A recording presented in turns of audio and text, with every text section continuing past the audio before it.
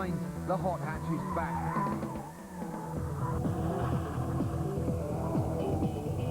In the ultimate challenge, are any of the new breed of hatches hot enough to roast a Honda S2000 sports car on the track? Also tonight we've gone coupe crazy with an original 70s Merc and a brand new Hyundai Coupe in Italy. Is there something familiar about this car? Look at this bit here, look, and that bit there. Surely this is the latest Ferrari. Well, believe it or not, it's actually the latest Hyundai Coupe.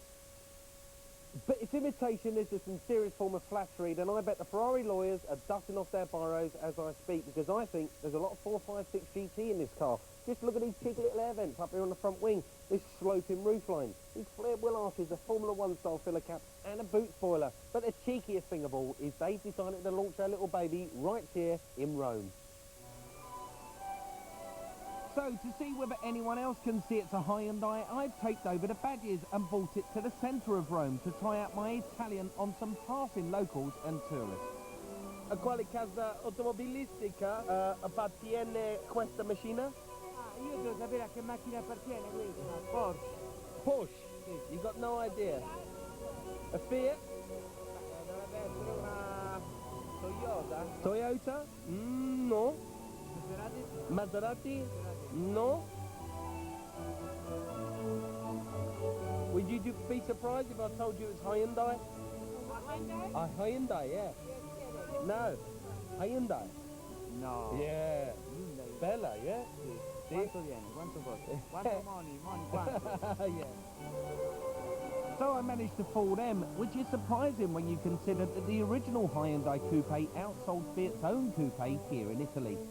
Now this car may bear a striking resemblance with the Ferrari 456, but I actually think it's got more in common with that car in the way that it drives, because it feels more like a Grand Tourer. It's not light. In fact, around town, this car can become quite tiring, and it feels heavy. The steering weights up too much, the clutch pedal feels heavy, and the gearbox becomes knocky, and I found it difficult to find the right gear.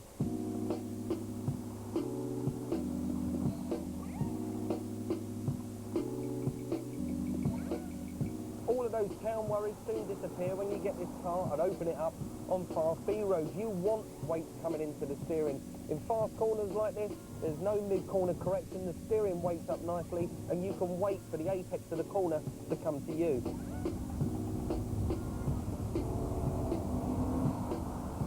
It's got 165 brake horsepower, can reach 136 miles an hour and go from 0 to 60 in a very quick 8.2 seconds. However, you do get a bit of clutch judder trying to get this thing smoothly off the line, and it does make a hellish racket when you wring its neck.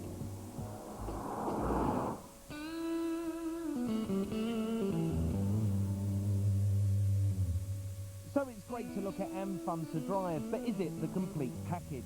This top-of-the-range 2.7 model comes with leather interior, a leather steering wheel, air conditioning, a CD player, traction control, and loads more. But one thing I haven't seen for a while is a torque meter, and that's not measuring the amount that I'm gabbing on, it's measuring the amount of power delivered to the engine. A bit of a gimmick, I know, but the petrol heads will love it.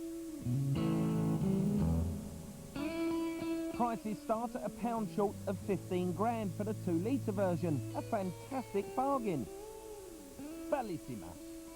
Like the Italians, I quite like the new coupe. Hyundai aims to sell 4,500 this year and the same number next year. And judging by its looks and sophistication, I don't think they're going to have any trouble at all.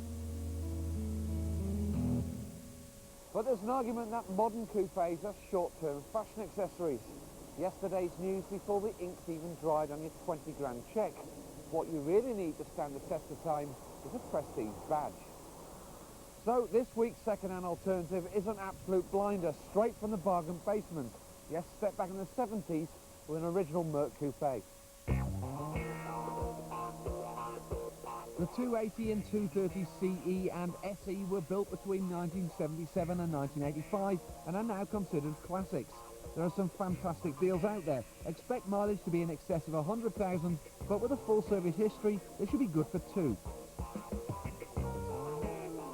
I've chosen a 1984 model. A Minter will set you back around 6 grand, but this one's pretty darn good at 3. The 230 engines are quick enough and not too thirsty. For more speed, go for this 6-cylinder 280.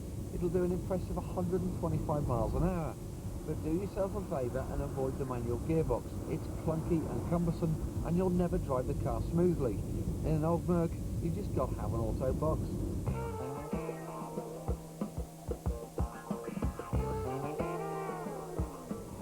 For those of you used to driving harsh, hard, modern cars around, well, this is a completely different experience.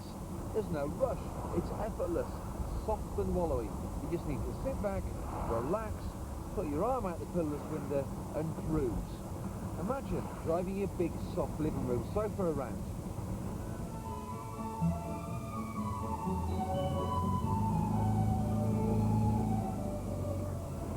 Well, that's exactly what it's like.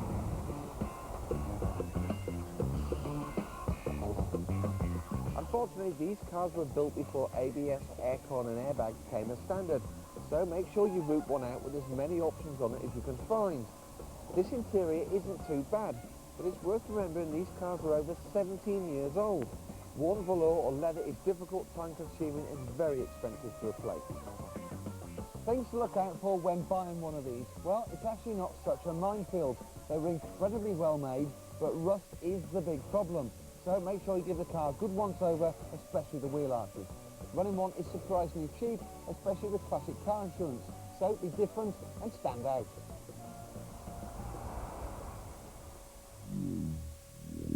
The Hot Hatch was the coolest car around in the 80s.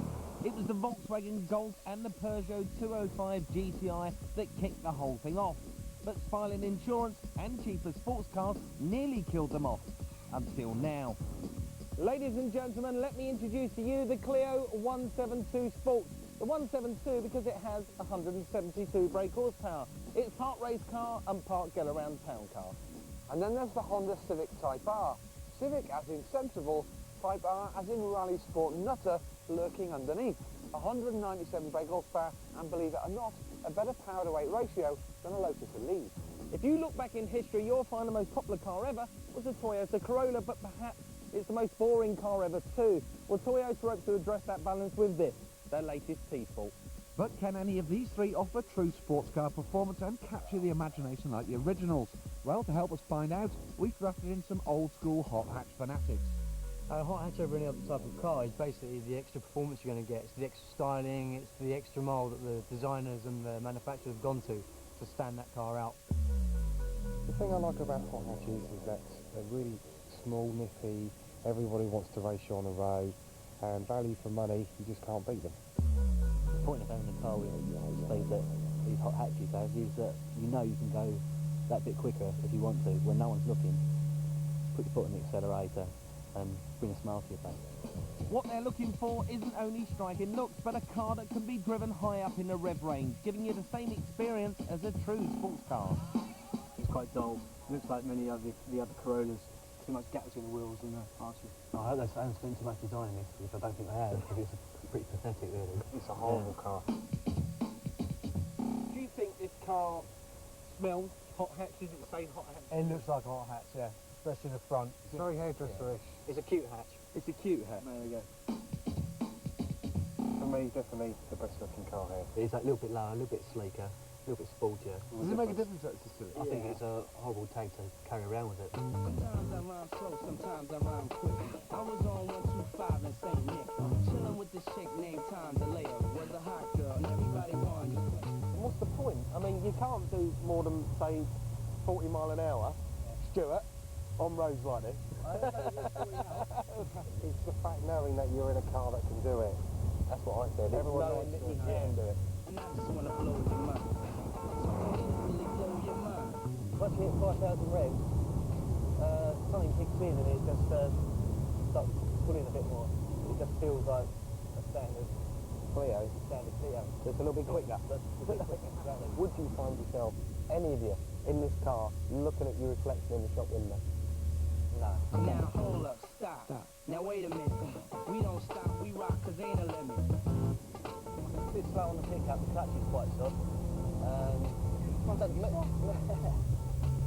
Slid a bit there on the taking the bend, but then I don't expect many people to take it. Well, no, I would have thought that was the way you took the bend, sir.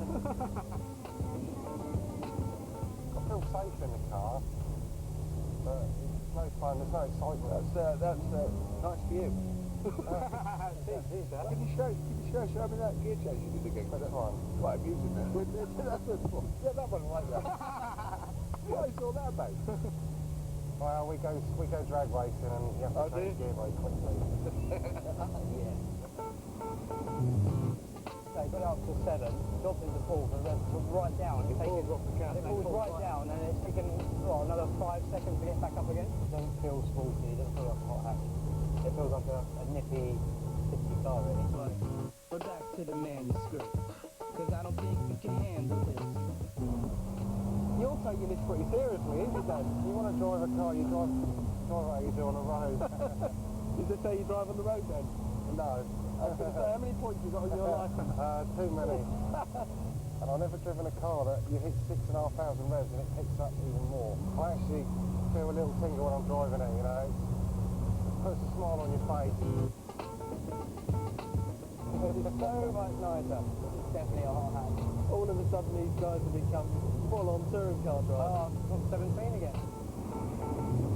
Brake, steering, all of that stuff. I haven't really brake much yet, but No, I've noticed that. the steering's very responsive. One word to sum up this car, fantastic. Well, Danny, Jason and Stuart have had fun in our 3 hot hatches, but it's time for them to decide which car out of the 3 is the most desirable, or which one they want to fight us and take home. Let's start with you, Dan. Which one is it to be, mate? I like the Clio very much, but for me it's definitely the Honda. Why? It looks the part, it drives the part, it handles really well, and it's the car that I want to be in. Good work. You've got a bit of a smirk. I reckon Yeah. you might be saying the same thing, eh? Yeah, exactly. Agree with everything you said. It's smooth, handles the road, sticks to it. It's just easy with power. But it looks like an MPV. No, sleek like an arrow. How about you, Stu? I like the Clio, I like the styling, especially the front.